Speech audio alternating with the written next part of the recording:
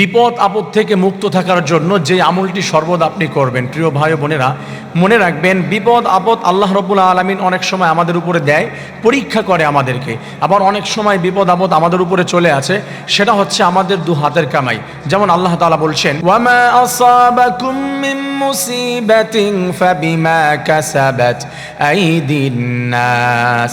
মানুষের দু হাতের কামাই, তাদের উপরে যেই বিপদ আপদ পতিত হয়।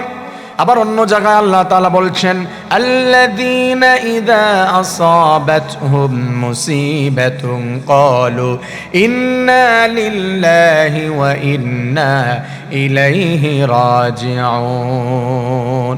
আল্লাহ রাব্বুল আলামিন বলছেন, যখন কোনো মানুষ বিপদের মধ্যে পড়ে যায়, বিপদে পতিত হয়ে যায়, তখন তাদের উচিত হবে তারা বলবে ইন্না লিল্লাহি ওয়া ইন্না ইলাইহি রাজিউন। সব আল্লাহ তাআলার পক্ষ থেকে এসেছে এবং আল্লাহ তাআলা আমাকে রক্ষা করবে। কিন্তু কিছু কিছু আমল এমন রয়েছে, মানুষগুলা যদি এইগুলা কন্টিনিউয়াসলি করতে পারে, তাহলে আল্লাহ রাব্বুল আলামিন তাকে সমস্ত বিপদ আপদ থেকে রক্ষা করবেন। সে আমলটি হচ্ছে, খুবই গুরুত্ব সহকারে শোনার, বোঝার এবং আমল করার চেষ্টা করবেন। রাসূলুল্লাহ সাল্লাল্লাহু আলাইহি ওয়াসাল্লাম জানিয়ে দিয়েছে, আস-সাদকাতু তারুদ্দুল বালা। বিপদ আপদ থেকে মানুষকে মুক্ত রাখে, সেটা হচ্ছে সাদাকা। আমরা অনেক সময় ভিক্ষুক দেখলেই ফিরিয়ে দেই, আমরা তাদেরকে ভিক্ষা দিতে চাই না, বা তাদেরকে ধমক দেই, বিভিন্ন ভাষায় আমরা গালমন্দ করি, তাদেরকে ফিরিয়ে দেই, ছোট করে কথা বলি। কিন্তু এটা আপনি করবেন না।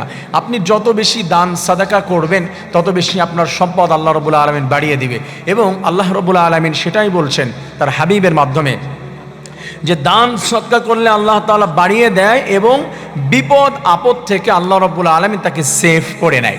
এটা রাব্বুল আলামিনের ওয়াদা। রাসূলুল্লাহ সাল্লাল্লাহু আলাইহি সাল্লাম সেই বিষয় জানিয়ে দিয়েছে। প্রিয় ভাই বোনেরা, আমরা যারা এই লেকচারটি শুনছি, তাদের উচিত হবে বাহিরে, গ্রামে গঞ্জে, মার্কেটে, আমরা বিভিন্ন জায়গায় যাই, অনেক সময় আমরা ভিক্ষুক পাই, অসহায় মানুষদেরকে পাই। আমরা ট্রাই করব কিছু না কিছু তাদেরকে দেওয়ার জন্য।